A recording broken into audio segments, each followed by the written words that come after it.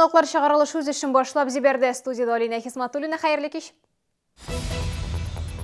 Трамвай юлларын төзекләндерүгә 29 миллион, шәһәр юлларына 47 миллион сум. Бүген депутатлар шәһәр бюджетындагы өстәмә керемнәрне бүлде. Бер сәгать эчендә Наил Мәхдиев 100-гә якын сорауга җавап бирде. Шәһәр белән идарә итүенә 3 ел тулган көнне мэр газета укучылар белән үткәрде. Чалу балалары тәрбияне ана карынында ук алачак. Эврика мәдәният үзәгендә Талбишек мәктәбе ачылды. Бүген шәһәр советының чираттан тыш утырышында шәһәр бюджетына кергән өстәмә керемнәрне бүлделәр. Бюджетка 76 миллион ярым сум акча кергән, шуның 29 миллионын депутатлар трамвай юлларын төзекләндерүгә һәм тәртиптә тотуга юнәлтергә килештеләр. Шәһәрдәшләрнең халык контроле порталына күпсанлы мөрәҗәгатьләрен канәгатьләндерер өчен 47 миллион сумны юлларны тәртипкә китерүгә тотачаклар. Шәһәр бюджеты республикадан кергән субсидияләр хисабына да байыган. Бу акчаларның 400 мең сумын китапханәләргә һәм кайбер белгечләрнең хезмәт хакын арттыруга тотачаклар. Субсидии из бюджета Республики Татарстан на оплату труда работников муниципальных учреждений в области гражданской обороны, защиты населения и территории от чрезвычайных ситуаций природного и техногенного характера, обеспечения пожарной безопасности и безопасности людей на водных объектах в сумме 300 400 рублей. Шәһәр советы депутатлары шәһәрдәшләрне басма матбугатка яздырды. Исегезгә төшерәм, 1 сентябрьдән 2018 елның 1 яртыелыгына язылу кампаниясе старт алды. Шул уңайдан почта белгечләре башкарма комитет бинасына үзләре килеп теләге булган һәркемне газета журналларга яздырды. Мэр һәм депутатлар 60-га якын шәһәрдәшебезне матбугат чараларына яздырды. Челнинский известия, Шәһри Чаллы, Көмеш кыңгырау газеталарын инвалид балалар, пенсионерлар, ветераннар алачак. Сыргауханәгә барырга шлагбаум кумакчаулый. Редакциянең кайнар элемтә телефонына шәһәрдәшебез шундый хәбәр калдырган. Унда 48А йорты янындагы шлагбаум законлымы? Хәбәрчебез ачыклады. ГЭС бистәсендәге 48А йорты янында шлагбаумны 3 ел элек урнаштырганнар. Балалар сырхауханәсе шушы ук йортның 1-нче катында урнашкан. Тар ишек алды пациентлар куеп калдырган машиналар белән тулган була. Олег Иванов шул сәбәпле барлык кагыйдәләргә туры китереп шлагбаум куйдык ди. Сначала собрание проводили, протокол, потом подписи ставили, кто за, кто против. Большинством, если две трети за, мы имеем право делать. Шлагбаум куелгач күршедәге 48Б йортындагылар хафага төшкән. Хәзер сырхауханәгә килүчеләр транспортларын шул йорт ишек алдында калдыра башлаган. Мы чувствуем, когда шлагбаум поднят, у нас там машин меньше. Но там что-то неповторимое творится. У нас всего 4 подъезда, причем поликлиника вот здесь, а в нашей части у нас больничная касса. И она выходит на ту сторону, и там стоянка есть. Вот мы свою придомовую территорию, значит, отстаивали 4 старших подъезда. Шлагбаумны 48А йортында яшәүчеләр һәм ашыгыч ярдәм машиналарын йөртүчеләр генә ача ала. Пациентларга исә машиналарын еракта урнашкан парковкада калдырырга туры килә. Гадәттән тыш хәлләр министрлыгы инспекторлары мондый шлагбаумнарны тәүлек буена кизү торучы булганда гына урнаштырырга ярый ди. Идарә итүче оешмада элек мондый җайланманы шәһәрдәшләр гомуми җыелышта килешеп урнаштыра ала иде ди. Хәзер исә кагыйдәләр үзгәргән. Төзекләндерү буенча карар нигезендә. Значит, менә бу шлагбаумнар, аннан соң ихаталар, кирәк түгел урыннарда куюларны. Аларны бөтенесендә, значит, яңа шул үзгәрүләр буенча, значит, булар бөтенесе хәзер тыелды. 48А йорты янындагы шлагбаумны сүтәрләрме? Билгесез. Гүзәл Шихапова, Елена Камалова, Илдар Шайдуллин, яңалыклар. Шәһәрдәшләр сорауы буенча пирамида формасындагы топольләр утырту, автобусларда йөрүне банк карталары белән түләү һәм яңа уңайлы маршрутлар кертү. Шундый биремнәрдән торган өй эше Наил Мәхдиев үзенең карамагында булган җитәкчеләрне тапшырды. Шәһәр башлыгы булып торуына 3 ел тулган көнне ул Челнинский известия газетасы укучылары белән туры элемтә үткәрде. Әйтергә кирәк, мэрга карата рәхмәт сүзләре белдерүче кешеләр дә күп булды. Тулырак безнең материалда.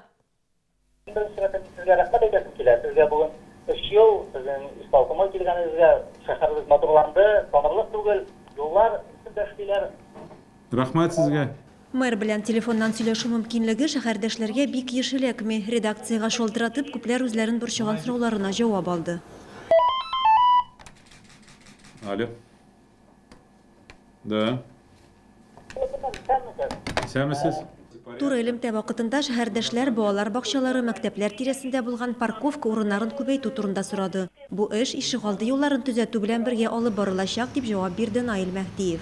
Моның өчен 200 миллион сум акча бүленгән. Комплекстагы юллар дистәләрчә еллар буена төзекләндерелмәгән дип искәртте шәһәр башлыгы.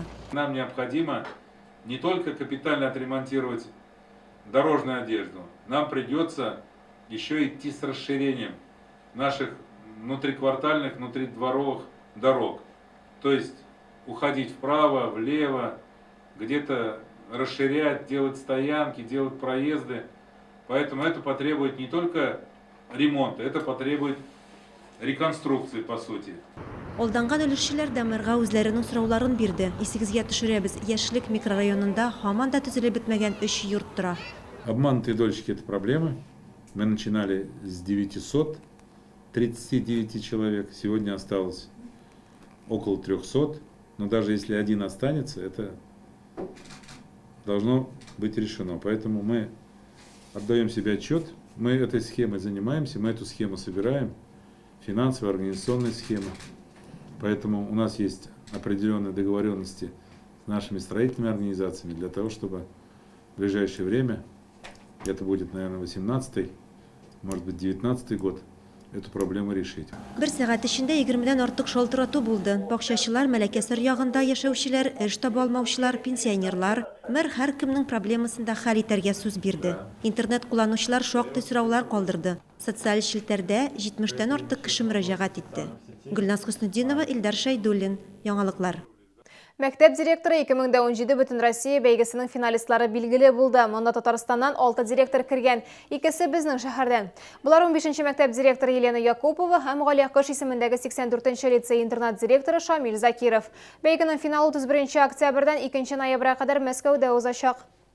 Чаллыда балаларны әниләрнең карынында килеш тәрбияли торган мәктәп ачылды. Проектның авторы Аккалфак Бөтендөнья татар хатын-кызлар оешмасының Чаллы бүлеге вәкилләре.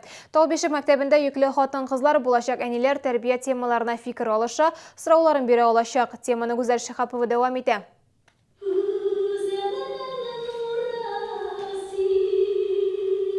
Талбишек мәктәбенең төп максаты балага тәрбия бирү. Биредә инде тормыш тәҗрибәсен туплаган бала тәрбияләүдә зур уңышларга ирешкән әниләр төп киңәшче булачак.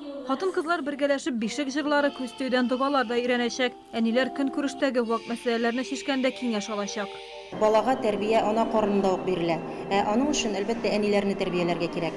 Безнең борынгы әбиләребез, бабаларыбызның шундый матур йолалары, традицияләре бар. Һәм һәрбер әни аларны белеп, үзенең бала тәрбияләгән вакытта шуларны кулланса, һәм шушы традицияләрне үзләренең балаларына тапшырса, әлбәттә безнең киләчәк буыннарыбыз әхлаклы, иманлы булырлар дип өметләнәбез. Без алар белән бергә ничек итеп яңа туган баланы мунча кертергә, беренче тапкыр чәчен алырга, аның белән нинди телен формалаштыруда ярдәм итәчәк уеннар кирәк. Менә булар барысын да без яшь әниләр мәктәбендә өйрәтәчәкбез.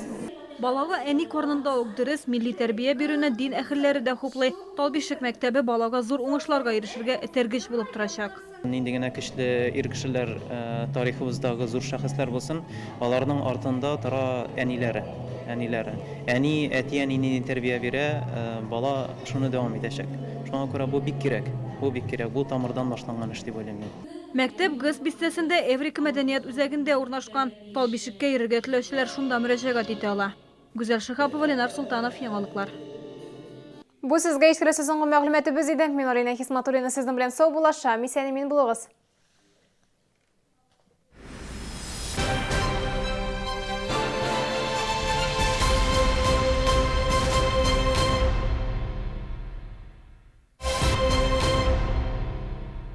Артроз, остеохондроз, гипертония, варикоз. Болезней много. Аппарат 1. Алмак 01. Акция только до 27 сентября. Радуем скидками на Алмак 01 в аптеках Милфарм, Алькаир и Эскулап. Успейте купить выгодно. В магазине «Зима» новое поступление дубленок, норковых и мутоновых шуб и скидки от 10 до 50%. «Зима», ТЦ Палитра, 3-й этаж.